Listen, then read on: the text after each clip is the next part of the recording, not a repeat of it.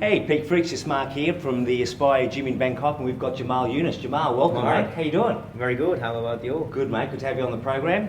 Jamal's a personal trainer at Aspire Gym, but also is a public speaker in the fitness arena. He's got a lot of very valuable insights for to share with us today that you can take home with you and use when and how you want. Jamal, mate, how did you get here? Into Aspire. Into the personal training world. Ooh, that is a very long story. Tell us. So originally I'm from Switzerland, right? And there was a time in my life which I had no idea what I should do, no perspective, but I always had this vision one day I want to be like the guys in the martial art movies. So it took me maybe 20 years until I finally started to do that. Start Thai boxing in Switzerland a little bit, and I immediately felt, hey, I need to go to Thailand and train that under the real circumstances. So I moved to Thailand, started to train Muay Thai, started to get my first few fights, really enjoyed that lifestyle. It was very intense, lots of crazy stories happened during that time. Bones broken, cuts, but I learned a lot. I also learned a lot about myself, and at one point it was over.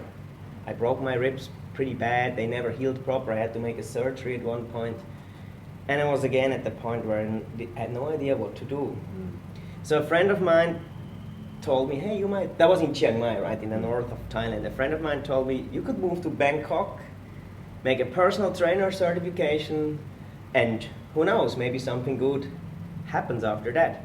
So I've done that. There's a school in Bangkok which you can get American personal trainer and strength and conditioning, etc. certifications. I moved here, started to study, had no idea what I was signing up, and I really enjoyed it. And slowly over time, I got my first few clients, to the point where I got the offer to work here at the Aspire Club in Bangkok, and that's now 2 years ago. Wow. So Muay Thai had a significant impact on your life. What did it teach you? It was basically the sport which made me from sedentary and unhealthy to realize, hey, if you train your body, you'll feel so much better. You get stronger, you get more confident. That was pretty much it. Because I was always pretty small and I was somewhat weak, and I know something like martial arts or lifting weights or whatever will have a very positive effect on me, but I just never started it. It took me way too long. But it's okay, now everything worked out very well. We'll talk a little bit about nutrition and my views and your views. I know you've got some background in nutrition, which is very useful. But when you talk about having an unhealthy life, what was unhealthy about it? Because a lot of people, I think, the general public that we run into day to day in the fitness community, certainly have unhealthy lives. But what was unhealthy about your life? I would say, I was 20-ish years old, and a little bit like from my teens to like mid-20s, I was just partying a lot, traveling around, drinking, having fun, and physical activity was nothing anymore. I used to play sports as a kid, but at one point I just stopped everything. And I got the desire to move again. I felt weak and kind of like trapped in a body which doesn't move. And then that Thai boxing stuff released so much. I could finally move again. I got sore after my first Thai boxing class for maybe 3 days, and then it felt so good. And then I realized, hey, I need to do that.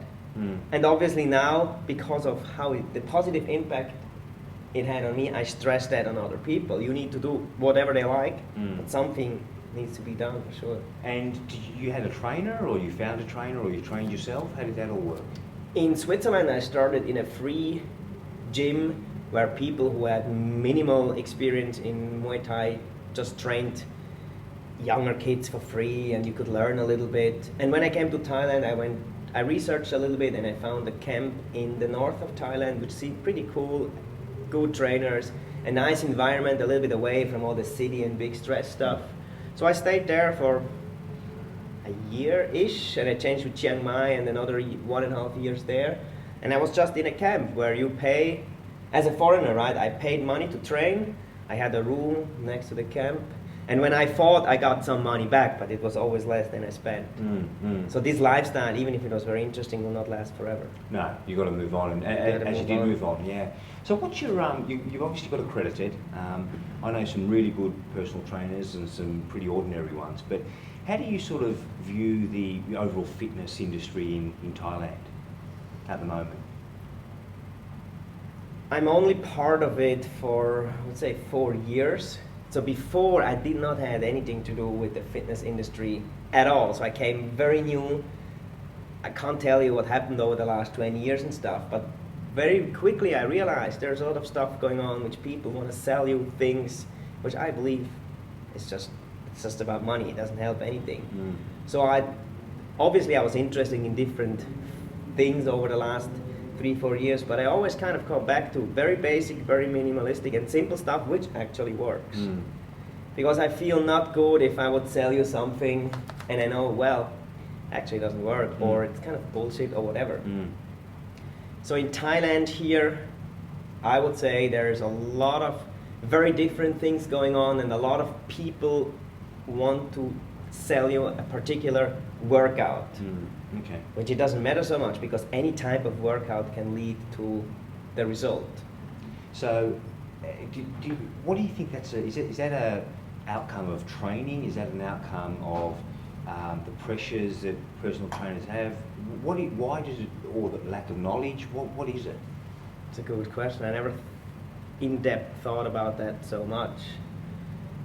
I believe it's mostly business, because you want to have an alternative to something which already exists, and you say, hey, you need to train whatever that type of functional training way, but at the end of the day it doesn't do anything. You just stick to what works for 40 years or whatever already, and it might be the best still, in my opinion. Yeah, one of the things that I think I saw in you and a lot of the personal trainers sort of linked to this gym, but also to a couple of others, is the good ones will sit you down and identify where your weak points are, and then they'll tailor the training session. There's not a lot of trainers that and they're consistently pushing you beyond your boundaries, outside your comfort zone. I get the feeling sometimes people want personal trainers to almost be their second daddy or their second mummy, to keep them in the comfort zone, to keep them happy, to keep them in cotton wool, but it's not really the point, is it? So how do you see, what's your goal when you sort of walk into the gym every day, you've got your list of clients, what's your goal? What do you want to walk away from the gym at night having accomplished? I want to have accomplished that everyone who trains with me can go out and feel like, hey, that was the best hour of my day. Because people are very stressed, right? And I obviously will stress them even more, but I want that they see that as a positive stress. And like you said, outside of the comfort zone, yes, but it should also not be too much. No. We need to put some stress on you, training style, that you can adapt to that stress and then get stronger or whatever you want. But it's a very thin line of just randomly make it too hard for you, or the little stress which makes you better. And I think a lot of people, everybody's a little bit different, but at the end of the day, most of the people have the same needs. The same training programs might work very well for 99% of the people. How much of it do you think is the person themselves in the mindset capacity, not being able to actually do it for themselves, and how much influence do you think the personal trainer has on mindset? I think the influence is huge, because many times you might know actually what you have to do, but you will not do it. Or not do it proper. Like the same is for myself. When I train and I will send my results sometimes to a guy and say, hey, look, today I lifted this. And he says, well, no, you should, whatever, have 2 kilos more or so. I will automatically feel that part of accountability and do more. So I think most of the time it's only that part. You need to have someone who tells you what to do, guides you a little bit, maybe pushes you somewhat more, and the knowledge is irrelevant. At one point you know exactly what to do anyway if you train for many months or years together with one person. And mindset, I think, is huge also, because if you come into the gym and you say like, hey, I'm here, it was a hard and rough day, but I'm here and I know this type of training will benefit me a lot. It will work and you will feel good. If you come here inside and you think, oh, another hour of stress on my life. I kind of don't want to be here. I feel the training works only a little bit. I want to lose 10 kilos right now. It will be very difficult for you then to keep coming and be happy and see the progress, because it's just another burden, right, to come here. Do you sit down and set goals with your clients? Yes, we all do that, goals, but the goals can be very minimal. Like clients may want to say, hey, I want to lose 10 kilos of body fat. And this type of outcome goal is sometimes almost impossible to reach. So what I like to do then is that, let's say, hey, let's just focus on more of a behavior-based goal, or something we can control very easily, like say, hey, for the next 3 months, our goal is to come 2 times per week without canceling. Or a goal can be, let's do 1 more cardio session at home, alone, 45 minutes per week. Things like that, we can clearly say yes, done, or not done, because it might not be possible to lose that weight in such a short amount of time if the whole lifestyle is so much off. And that's interesting, because behaviour and mindset is critical.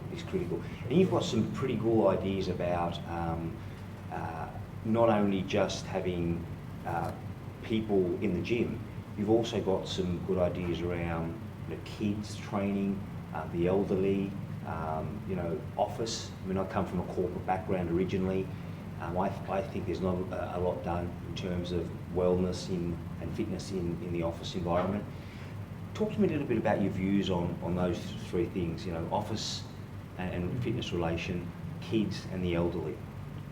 Yeah, these are 3 topics which I'm highly interested in, because I start to believe I am way better training with people coming out of these fields, like people who lack motivation or inspiration, and then I can pretty much use my story and say like, look, hey, I've done all that stuff also. I kind of turned my life around and things are so much better right now. And obviously most of the people who use my service are working in an office. And sitting all day long in an office is not necessarily the healthiest lifestyle. Although I have to say now, I start to believe that a lot of things I used to think are maybe also wrong. I not think that you sit all day long in a chair, you're gonna die. There was a time which I thought that might be the unhealthy thing to do, but I believe if you encounter that with some strength work, some cardio work, it will be okay, right? Kids, I like to train a lot, because I see sometimes how I was as a child, and this type of training then I would do with the kids would have benefited myself so much. Obviously there was nothing there where I came from. So I like to work with the kids. I like to let them lift weights a little bit. Just depends on how mature they are. It will be more of a playing and we learn a little bit the form, or maybe we add already a little bit of load. And then do all the other things which you can improve as a child. Agility, power, running around, just playing around a little bit. I think that's pretty cool. It's difficult to find kids, obviously, because they get bored fast. So who want to stick to that, the parents and they need to really enjoy it. I think, mate, just on that, because obviously I've got kids and they're different generations, but and they grew up in different parts of the world. It's interesting. I think parents don't do enough for their kids in terms of nutrition and also fitness. Kids go to school. I think there's a very heavy bias on being academically strong, and everything else I believe is quite secondary. And sure, running around a shopping centre or kicking the footy in a park once a week, if it's deemed that that's fitness, to me it's not. So I think the parents need to really start, and to be honest, I think you guys, personal trainers, need to start talking to your clients about, do they have kids, and if so, what do they do for their kids' requirements? Because one, I think it's a huge market, but two, I really think these kids need to get into a mindset early to say that this is a part of my life. This is a part of, I go to school, I play with my friends, I go to birthday parties, I go to the gym, and I have a trainer. And I think for the amount of investment, which is very little, I believe, parents aren't doing enough. Yeah, I mean, the parents, I work with a lot of parents, but they already are very active because they are here, so they have a better influence on their kids for sure. I run a kids class once in a gym where I had some projects before, and we used some platforms in Bangkok where a lot of parents are, and I wrote an article once for them also for Bangkok Kids, which the response seems to be very good. But at the end of the day, most of the parents did not send their kids here because they are very busy, their curriculum at school, and they have all these activities, etc. So it's difficult, I think, to talk to more inactive parents about, hey, I want to train your kid. Active parents, they know the benefit. It's easier for them to be a role model, right, for their kids and send them to whatever they like, football, basketball, some gym work. So there I see a problem, how to target these parents who are inactive and say, because they have to do it also to be a role model for the kids. Exactly, yeah. No, exactly. And there's a lot of misconception around kids lifting weights and doing certain exercises, and you talked about making it fun and stuff, but you know, what would be the right age to think about sending your kids to the gym with a personal trainer? You know, for a decent fitness, conditioning, maybe strength type of program. I would say that age is a little bit irrelevant, because you can have an 11-year-old which is very well developed. He learns movements, his motor skill is better, and another one is way tinier and almost looks younger. So I think the development of the child is more important. There is a scale called tenor stage or something where you categorize kids about their sexual development, etc. And when they reach a certain point, they can start to lift more structured.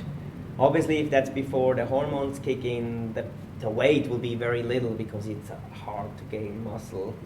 But at one point, kids can start to lift a little bit weights. I deadlift regularly with some 11-year-olds.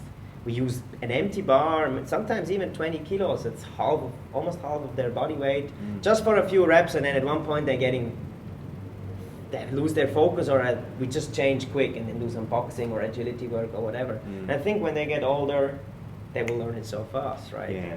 But the key is just to keep them active and get them in a mindset where going to the gym and having a trainer and learning different things is second nature, right? I think the kids like it. The point is more if the parents see that it's worth to invest that type of money for their kids, because gyms is a little bit expensive for a child, right? So what I would like to do would be more kind of a kids group class where you have 4, 5, 6 little ones running around and you do agility work. You work on push-ups. When they get stronger, work on pull-ups, that kind of stuff. That would be pretty cool, I think, and very beneficial for, especially if their kids are a little bit less developed, they will feel a lot of confidence fast. It's not a bad idea, because when you look at what they do in shopping centres, they've got art classes, they've got food classes, they've got all music classes, group classes stuff.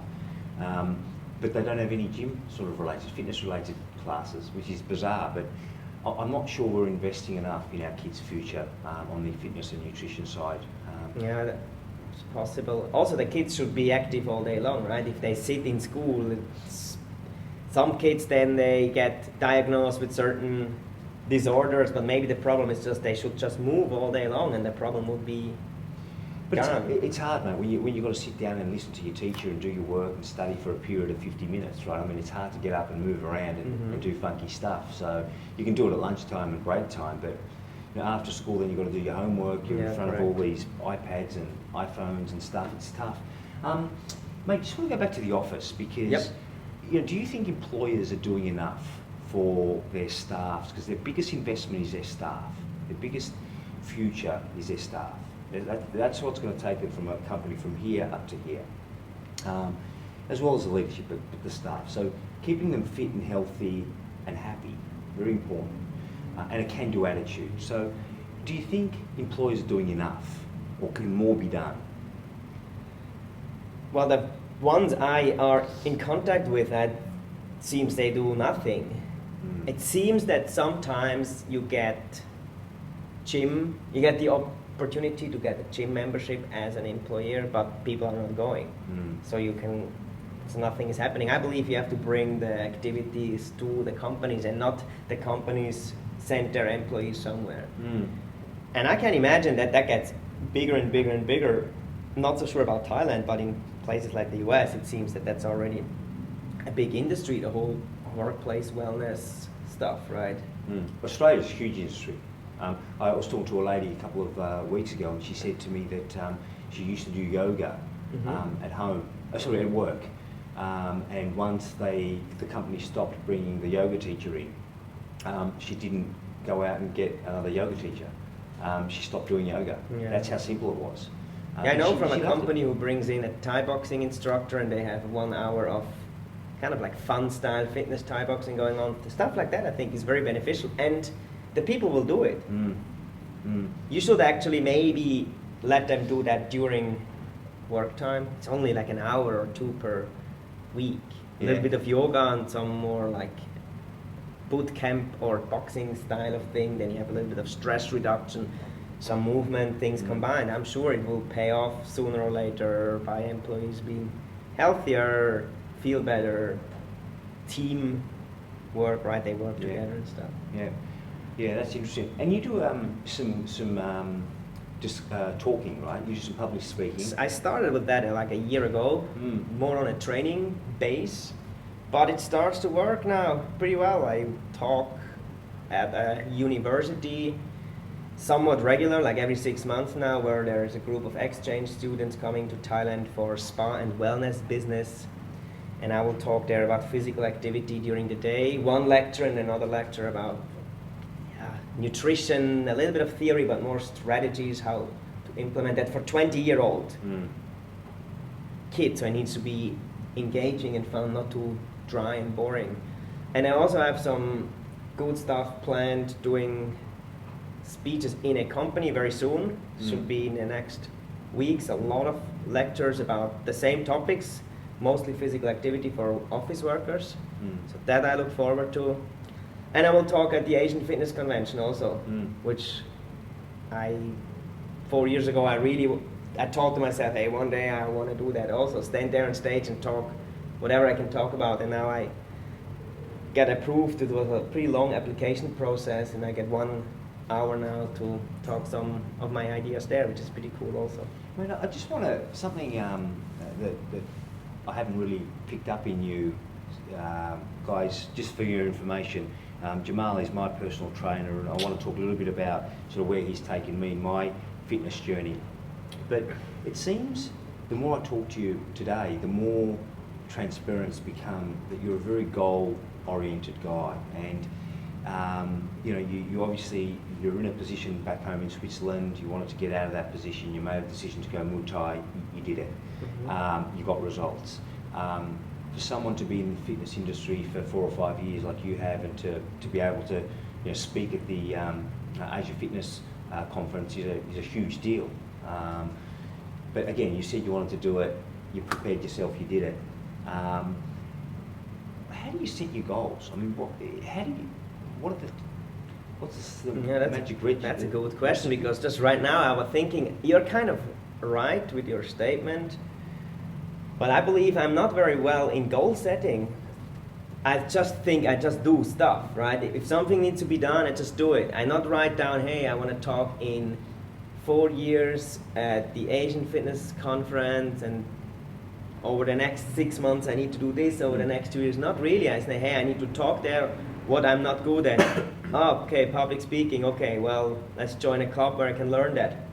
To the point where I feel ready. I apply for it, and then it's done. I think I more just do stuff and don't plan very well through it. And I think also that's an advantage, because I have this plan A and there is never a plan B, so the plan A will work automatically, right? Because I have to do it. So all you're saying is you're taking a lot of that, not theory, but certainly sophistication out of goal setting. Like, I need to do this by this time, this many times. And if not, I'll do this by this. So what you're saying is, look, just get over all of that, simplify it. I want to deadlift 100 kilos. Just go and work out a way to do it. Right? Yeah, I mean, if that would be your goal, it would just, okay, today we do 5 reps and in 2 days we add 2 more kilos, and then we are at 100 kilo when we are there. It will be pretty soon. But the mentality is just get out and do it. Just find a way to deadlift 100 kilos, right? I don't know why I do that. I still, like I said, I believe in goal setting. I'm really not very good at it. I never use the SMART goal approach. It's like, it doesn't need to be that smart. You just need to do it because things need to be done. I think that's the biggest problem people have. They have a lot of ideas, but they're not doing it. Yeah. A lot of that stuff also, I mean, I know nutrition. I've sat in a couple of your nutrition discussions. Again, I want to talk about that a little bit later on, but it's certainly something that I think is too over-engineered. I think nutrition is fairly basic, it's simple, it's got some fairly basic principles that you need to adhere to. But again, people just make it too hard. There's too much information out there, and it's screwing people's minds. Yeah, I agree. People don't know what to do. But I want to go back. So if I'm an office worker, you know, and I've got a sore back because I sit the majority of the day, or you know, I have a lot of meetings, so I speak a lot. Give me a couple of tips, or our viewers a couple of tips on what office workers can do that you know you may or may not talk about at your conferences. Just some tips to make them feel better at work. You know, get the mobility happening, the flexibility, and all the rest of it. Yeah, I would stand up as often as possible. Just move around. Optionally, you could also just stand all day long, or stand and sit changing. Just standing flat is also not the best solution, but just move a lot. Get up, go and drink water somewhere else, go and talk to the person instead of message them, etc. Just move. And I would definitely start to lift weights regularly, 3 times per week, minimal 2 times per week. Because when you get stronger, lots of that so-called weakness or damage you're doing to you, it will be no problem anymore.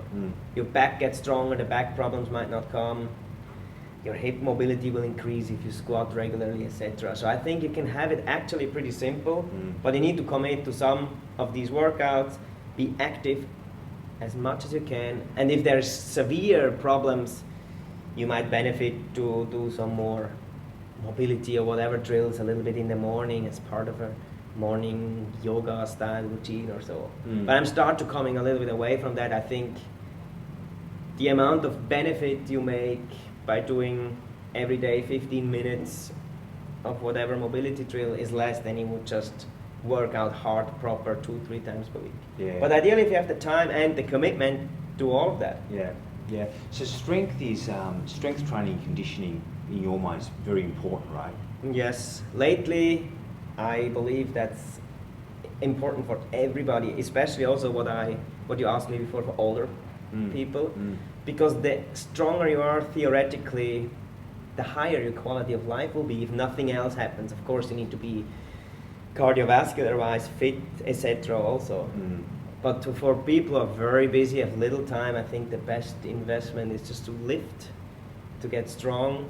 Your bones will be stronger, your balance will be better as you age, you might fall less. There's interesting research also that grip strength is very well linked to overall mortality and stuff like that. So it seems that the stronger the people are, theoretically, the longer they can live with a high quality of life, right? You don't want to get very old, but you can't move. No, sure. So if you're able to sit up, sit on the floor, get up, lift whatever you need to lift alone, I think your quality of life is pretty good as you age. No, sure. And my dad's 86 and he does most things on his own at a fair degree of comfort and ease. Makes life easier, right? Oh, absolutely, yeah. I mean, he's obviously very happy. But so, again, that's another sort of area.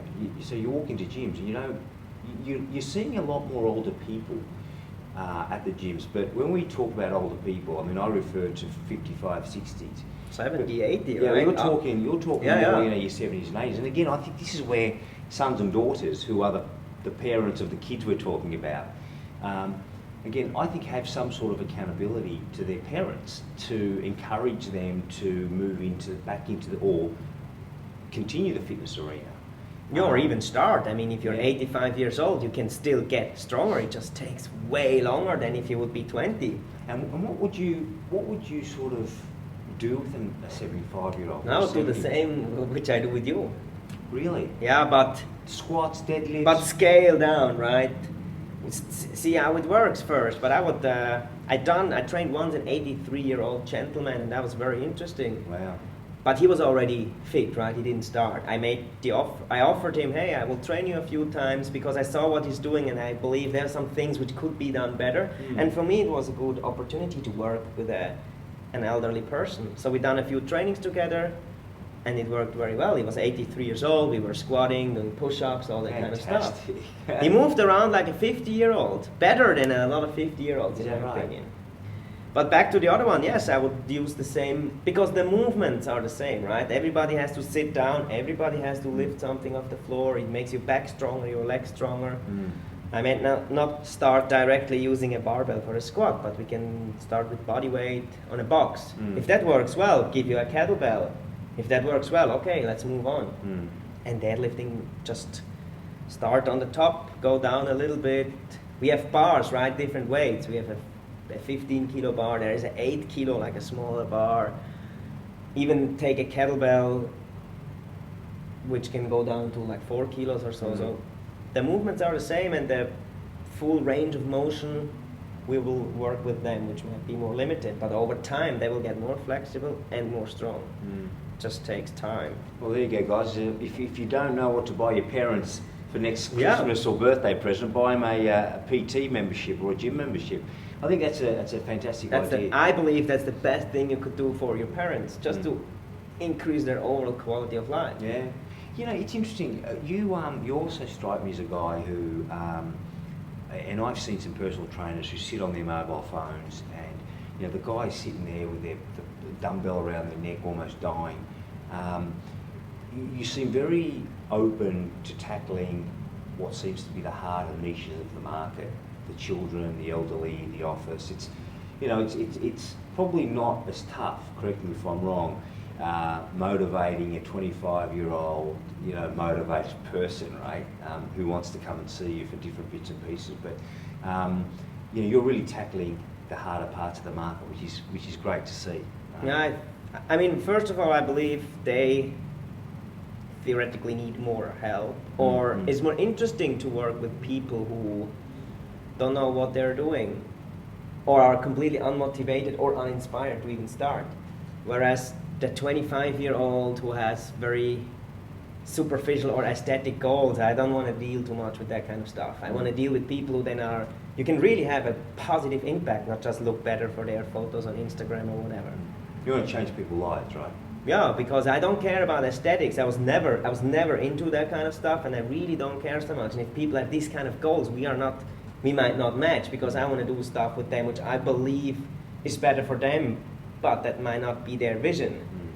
So I rarely or almost never have people approach me because of that, which is good, because there's lots of people who can work better with you on aesthetics, these type of things. Have you ever knocked back clients because of that reason that you've picked up, or do you generally try with everybody?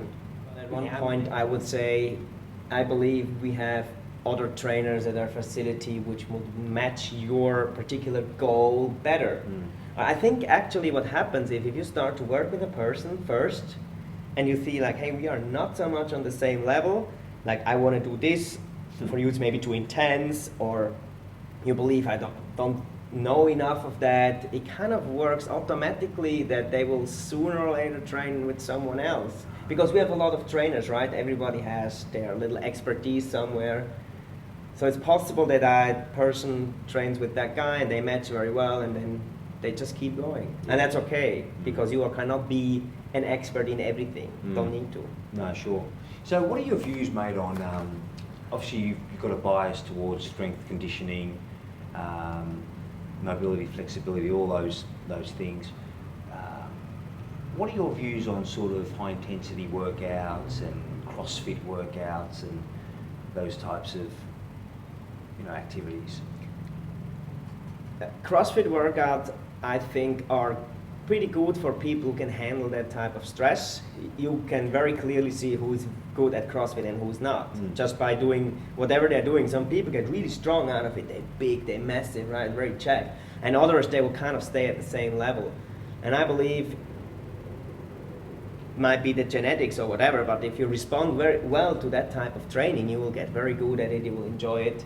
For most of the people, especially CrossFit, it's just cool because it's a community aspect. You see each other, you become friends, etc. I don't really like the training so much, but it's also a personal thing because I will not respond very well. It will be too much, too random stuff, too intense at one point. So I not want to teach that way, but I can clearly understand why people really like that because it's less boring than all the other stuff. Also, it's cooler.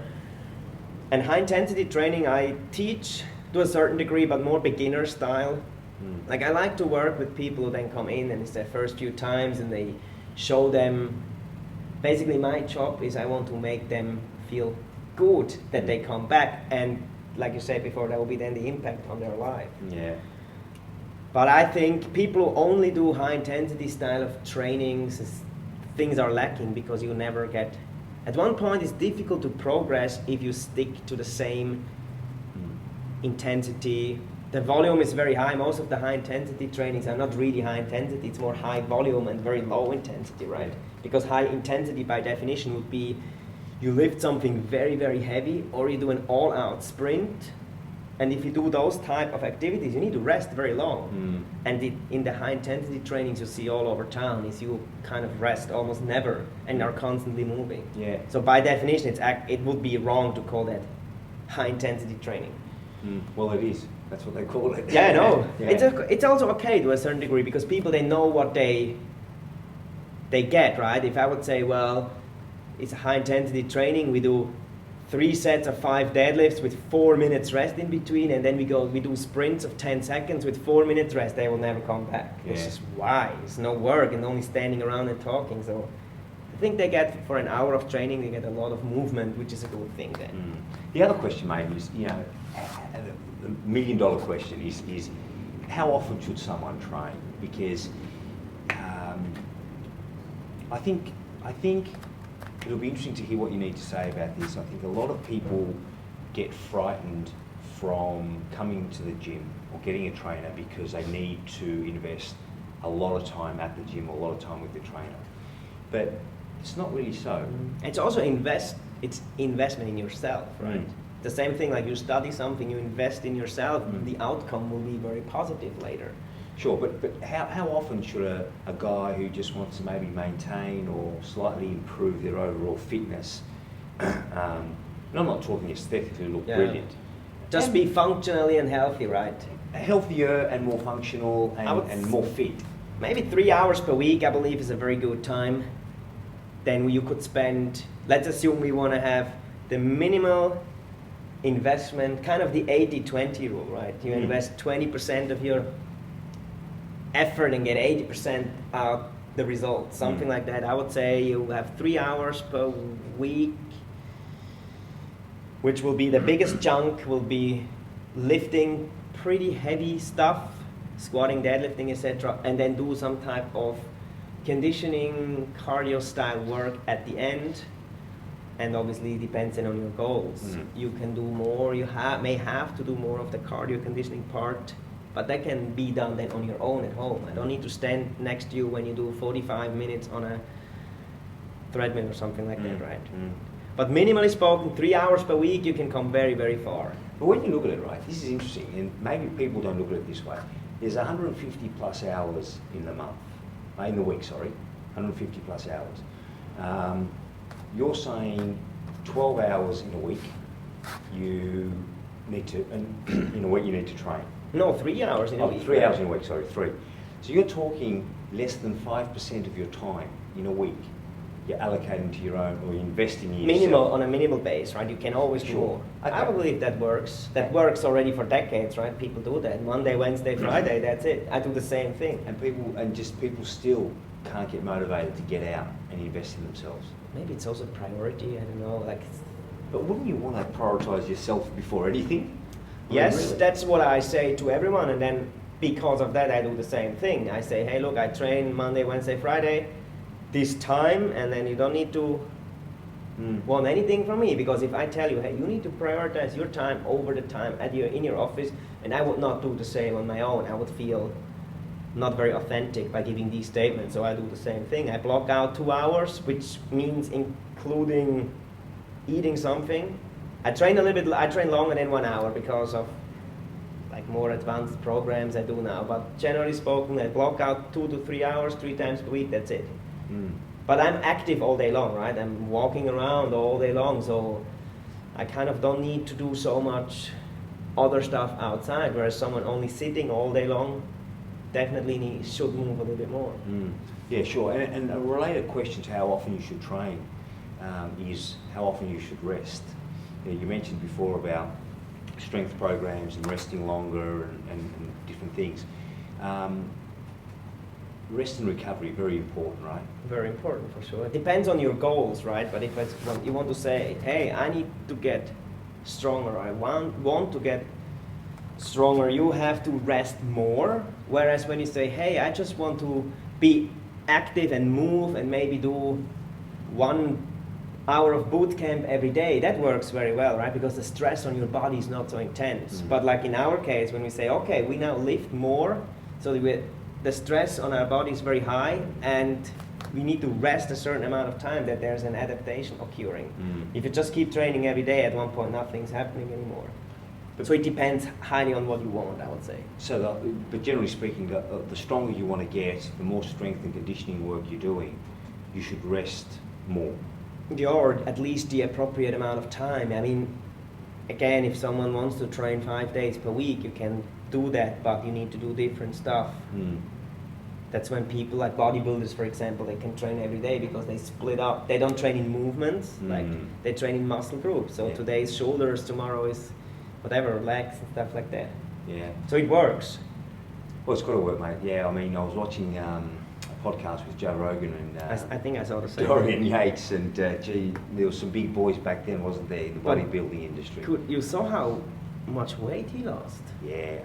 How much mass, let's say it like that, he lost? He's just gone back to a normal guy. Yeah, he's a normal guy now. And he was a freak before. But I mean, you could imagine the steroids and crap he was taking. Yeah, I mean, he talks open about that, which is important. Yeah. And he even says, and that was very interesting, that he believes that a lot of these Instagram fitness guys and girls are on gear, right? They're doing drugs just to look a little bit better, and I never thought about that so much, but I believe a guy like that knows it very well. Mate, he'd be able to pick that up straight away, and I think personally, by just looking at some bodies versus looking at other bodies just in the change rooms, or when guys take their tops off, I think you can sense who's on the gear and who's not. Yeah, and some people are more, like genetics play, that's a huge role, right? Some people, they just get very strong at only looking at the weights. Yeah. Whereas others, they need to train very smart, they need to eat very good to even get 1 gram of muscle mass more. That we can't change that. No.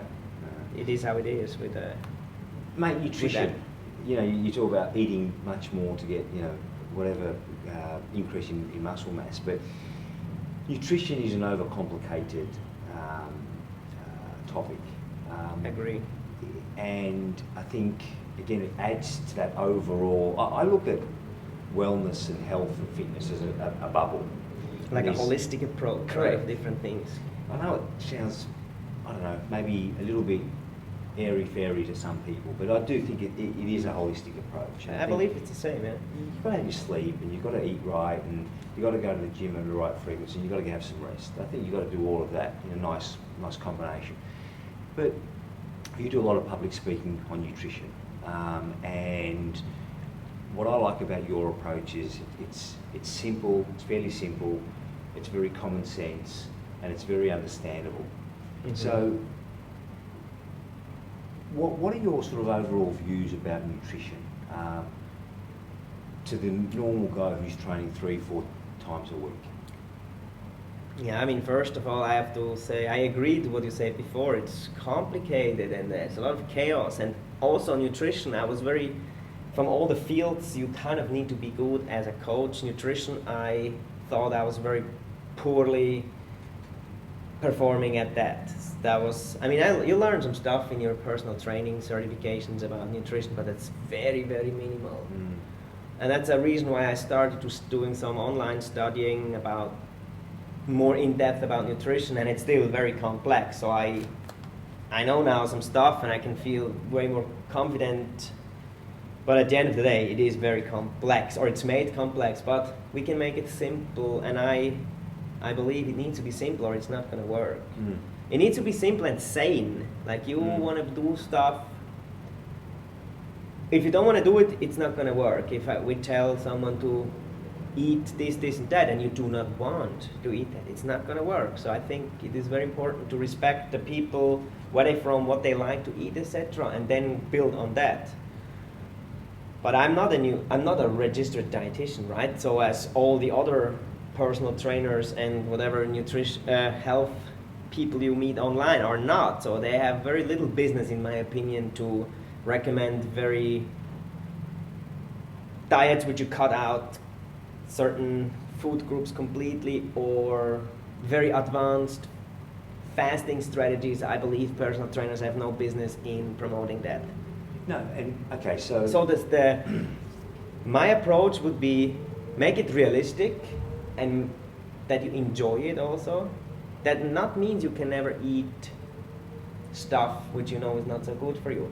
And I don't think you need to categorize things in like clean meals and cheat meals and whatever. I think just maybe stick with 8 out of 10 meals to stuff which is good for you, and 2 out of 10 meals stuff which you just want to eat. That can be pizza, whatever, right? Ice cream, if you like it, you want to eat it, you eat it. You maybe eat less. Technically, most of the people may have to eat less in general anyway. And then stick to whole foods as much as you can. Veggies, fruits, everything goes into the category rice, etc. I believe you can eat that kind of stuff. Where you get more big out of it is all the processed stuff, which is very high in energy and very low in nutrients. And this stuff you have to cut out to most of the meals for sure. Yeah, but I mean, if I'm a guy who looks at a personal trainer, and this may be getting back to the earlier topic we spoke about, I look at a personal trainer who's someone who can, at a high and simple level, give me the majority of what I need to know about the bubble. Not going into the real nitty-gritty parts of it, because we're not dietitians, we're not nutritionists. No, that's important to know, right? Yeah, if you, like people who watch that, they encounter someone who calls themselves a nutritionist. Everybody can call himself a nutritionist. That's and that doesn't matter so much. You have to be a dietitian, and that's like a serious, it's a serious long academic way, and everything else is just whatever the people call themselves. So I think people should be careful a little bit here, but use common sense stuff, which is grown more or less, or looks the way it is grown or lived before, might be way better than things which are highly processed. Right? Yeah. I think people actually, if you stick to these rules and don't overeat, just in general, you will be more or less okay. Hey, just getting back to your points about the fitness industry and the bias towards just selling product and service rather than really making a sophisticated change on people's life, which is not simple. The two are completely different. Selling something versus, investing hours into a kid's life or an old person's life to make them different over time is completely a separate issue. Do you think that personal trainers or the personal training industry generally around Asia needs to be, or particularly Thailand, needs to be regulated more so in a way that personal trainers are always kept to maintaining a higher standard of knowledge in different areas? I mean, you have that to a certain degree already, right? Because if people are certified by any kind of basic personal trainer certification, you have to get your 20 to 30 continuing education credits over a 2-year period to be up to date with whatever your field of interest is. And I think that's a good thing, right? Most of the people have a minimal personal trainer education, a certification, etc. Certain people then say, well, they believe that the industry and I would call that entry standard is way too low. But here I kind of disagree, because I made advantage of that too. If you need to have a 4-year sports science degree, well, most of the people may not have that. And I think it's okay to have a certain minimal education, but then from there you then go into the fields what you're interested at. And at least most of the people I know in Thailand, they are certified personal trainers for sure. They are. Yeah, there's a big school in Thailand which certifies people. It's like a factory. Trainers go through there a lot. So there's lots of people who have some standard American personal trainer certification. But is what you're saying, you think that's a fairly low entry level? It is a low entry level, but again, like I said, I made advantage of that too. And it's okay because you can build on that.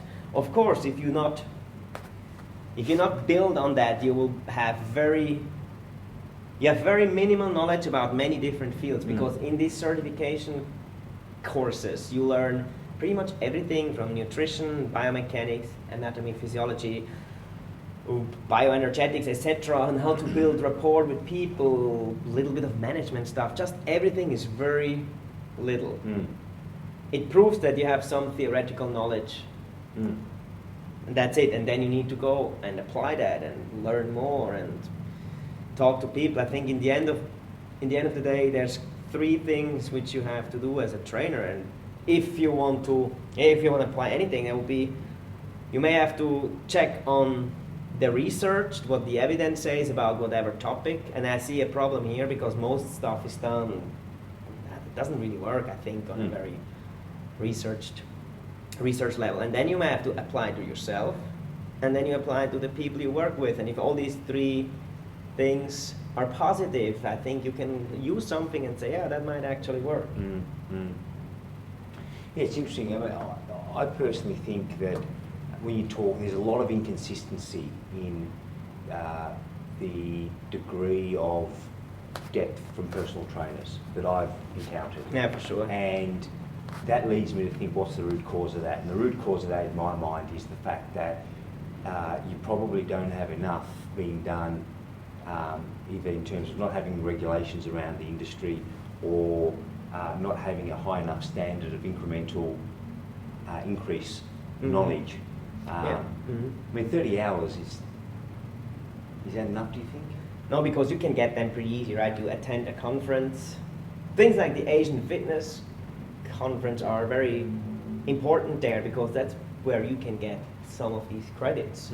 But theoretically, you can go there and only go to classes where there's workouts done, you'll not learn nothing. Or you could also go and check out all the podiums where there's lots of good information coming. So I think it depends on the individual. The trainer, right? If you're very interested, it's like before, like you have to invest in yourself.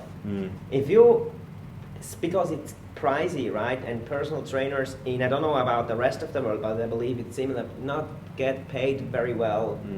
It's not a job which you make lots of money. So I think if you have to spend some of that money into yourself, and eventually then that should pay off again sooner or later.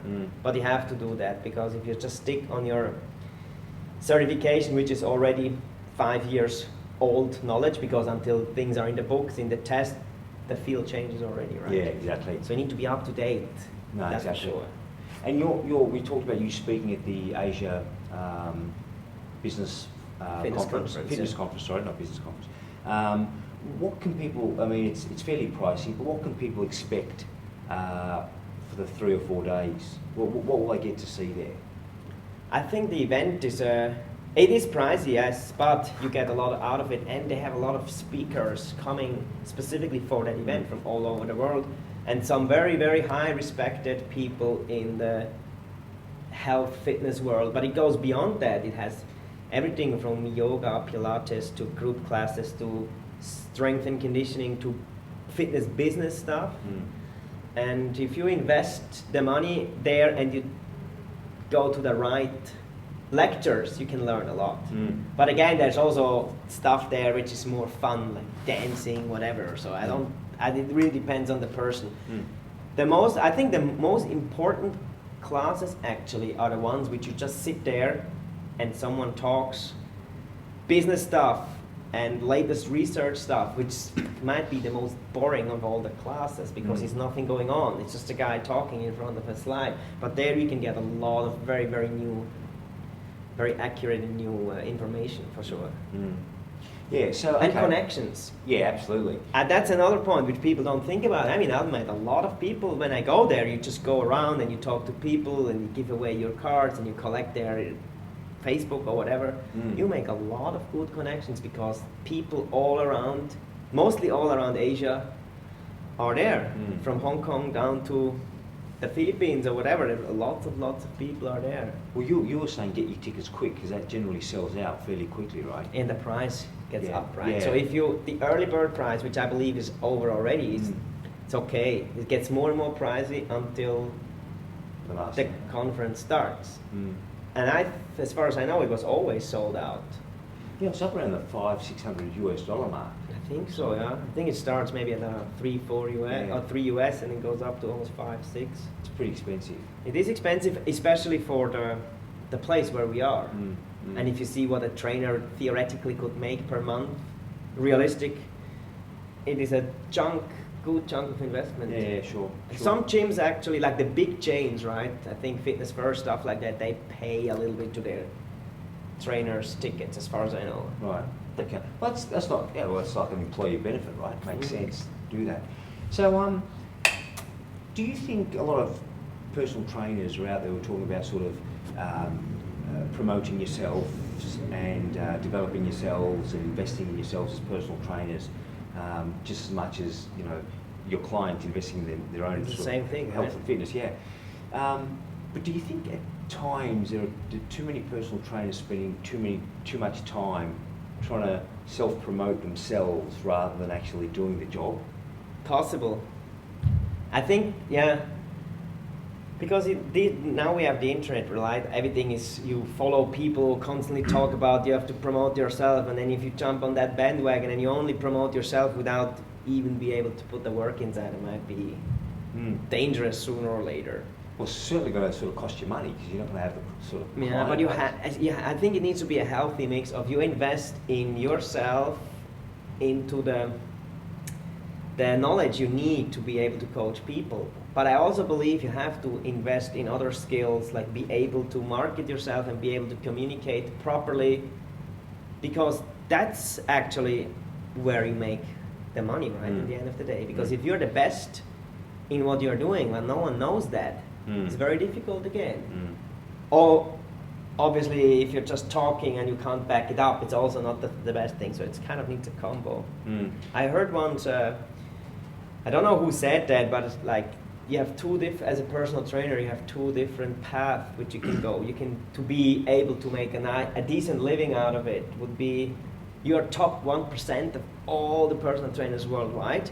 Like you are the guys who are changing the industry, which is close to impossible to get, and I think that's maybe pretty accurate, or you are maybe top 15% in your city, which is already good, but it's realistic to go there because most of the people, like you said, they just stay on the standard knowledge.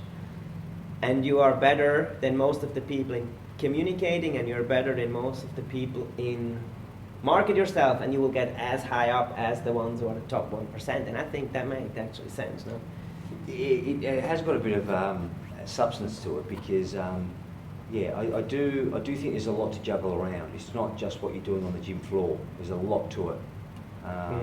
So where do people find you, mate? I mean, if people want to speak to you more, to have you as a personal trainer, to get you in to do business events for their employees, how do we find you? Do you have a website, contact details? Yeah, I have a website which I blog a little bit, but very, very minimal. I don't spend too much time there. But most of the let's say, business I generate is referrals, right? Mouth to mouth. I know someone, they're happy with what I'm doing and tell the others. And now in Bangkok, I think people start to know me more and more. So I get a lot of, over the last especially the last 2 weeks, I get a lot of people contact me and want something from me, which is also very beneficial then for me. And I think that's an important part, because the internet is very noisy, right? If you have 1 million different people, I mean, the chances are very small that they pick you. But if someone is happy with your service or with what you are talking about, that's then where you can get more business coming for sure. Okay, so like I said, if people want to sort of email you direct, telephone you, website, who do they contact? Yeah, I mean, you can. We write the website down in the show notes, right? All right, yeah, okay. Easier. But I have a website where you can contact me, Facebook. Okay, perfect, good. All right, with all the technology, easy access. Easy. Okay. Or you can just come to the Aspire Club, and you will find me here also. Do you do any virtual training? Because people, I mean, we're talking about... Not officially, but I tried it a little bit in the beginning when I just started new, and I realized, I don't. That's something which I don't believe it makes a lot of sense. So I don't want to offer it, because what you have to do is programming, and you can find free programs online which are better than what every trainer around here can write you. So you can potentially just follow that, and the accountability part maybe is worth it. I think at the moment the investment you make in time, and you get very little back. If you're a very, very famous guy, you can do that, no problem. What I done lately, I tried that the first time with one of my clients who unfortunately has his mom has health issues, so he has to went home to Europe. What we tried is to make just an hour of training via phone, right? He was there, prepared some equipment, and I was here with the same equipment, and then we just did a normal PT session for the normal price also. And that was actually pretty fun. I don't know how much we can go there to make that any further. It's still 1 hour of work, right? It's not just passive income, you still have to work.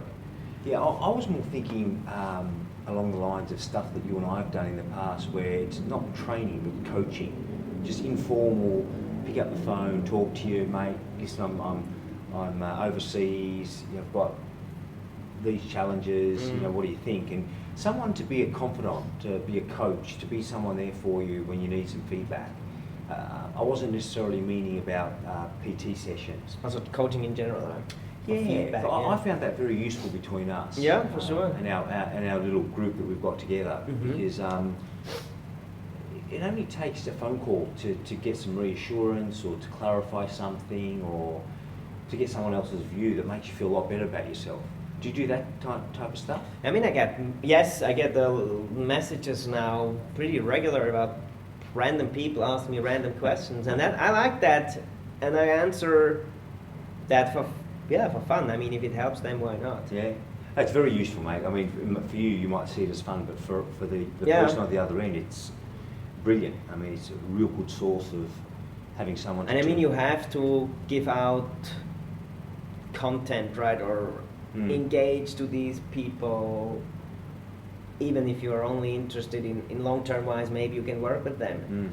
You just give away that stuff. It's normal. Yeah, and there's probably a lot of people who just want to pick your brains for no good reason, right? But so you can work those people out pretty quickly. Yeah, and I mean, some of the questions is clearly you don't need to answer that. It's common sense stuff. I don't necessarily like to answer, but personal questions. If someone have, hey, I have this problem, what do you think? Like I met a lady once from Switzerland in one of the boxing camps years ago. Right. And I got a really nice email from her not so long ago about that she follows what I'm doing a little bit, and she thinks it's very fascinating from where we were back then with absolutely nothing, interested only in a little bit of boxing somewhere in northern Thailand and eating cheap stuff, to what happens now. And then she also asked me, hey, what do you think about, the topic was emotional eating, because she struggles with, and then explained a little bit what's going on. And these type of messages I like to get also, because it kind of reinforces that you're doing something good. Yeah. And then you help them with, I mean, I'm not a specialist in emotional eating, but I have some of the stuff I learned. I texted her back, and we might try these points and see how it works. Yeah, that's a great way to finish it off, mate, because it's certainly just showing that if people remember you, that from that far ago, and still tracing what you're doing, it's a good reflection on what you've achieved. So. So it's obvious you have come from a certain place in your life. You've gone through certain processes. You've achieved certain amounts of things so far, and there's a huge, bright future ahead of you. You know, in what I believe an industry that's going to continue to grow, continue to become professional, continue to become regulated. But in 5, 10, 15 years' time, what would you like your legacy to be, Jamal? What would you like people to remember you as? Yeah, that's a good question. A big question right there. Big question. I honestly, question. yeah, agree. I never really thought about that, which maybe goes back to that goal setting part, right? And just do stuff and see where it goes. But at the end of the day, I would say the legacy of myself would be to be remembered as someone who had a very positive impact on the people or on the individual. And I think I'm on the way there, because when I start to speak in front of more people, I have a bigger impact on people than just work one-on-one. So that would be a good or a very good thing to be remembered as, hey, he had such a positive impact on me, on my health, on my well-being, to ultimately make that person a better version of themselves. Look better, feel better, perform better, whatever they want, right? Winner. Something like that. Good one, good one. So, for sure. Man, thank you for being on the program. Thank you. Take it easy. Good luck at the fitness conference. Thank you. And everything else you got going in between now and then. When is that? The fitness conference, beginning of October. Okay. In Tech in Bangkok. Okay, perfect, good. So if you haven't got your tickets, guys, certainly an event we recommend you guys go and attend if you're in Bangkok or keen to fly in. But Jamal, Younis, check him out on Facebook and on the internet. And yeah, once again, mate, thanks for your time. Thank you. Okay, see you guys. Bye.